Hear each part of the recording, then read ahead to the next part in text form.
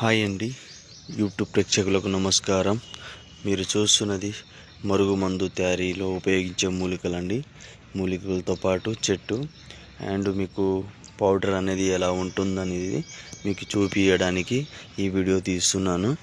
మరుగుమందు అనేది మనకు రెండు రకాలు. మొదటిది పౌడరు, రెండోది లిక్విడ్. ఈ పౌడర్ ఎలా పెట్టాలి అంటే అన్నంలో, కర్రీస్లో, జ్యూస్లో, కూల్ డ్రింక్స్లో కలిపి పెట్టేది.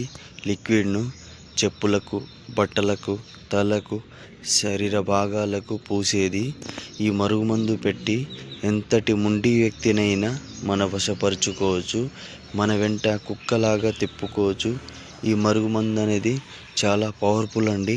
ఈ మరుగుమందు ఎవరికైతే కావాలి అనుకుంటున్నారో పైన గురుగారి నెంబర్ ఉంది, ఆ నెంబర్కి ఫోన్ చేసి మరుగుమందు అనేది తీసుకోగలరు. ఈ మరుగుమందు ఎంతో పవర్ఫుల్ అండి.